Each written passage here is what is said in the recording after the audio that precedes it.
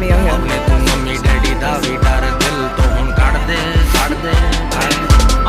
एक काम कर खोल लॉकर कट पे है फिर लॉक कर फोन रख लिया बट पुल्ली ना ओदा चार्जर हुन एक बैग तैयार कर करना गल सुन hold on easy done now take your ID your passport credit card passcode zipper your slipper your fridge they lagya sticker your glossy lipper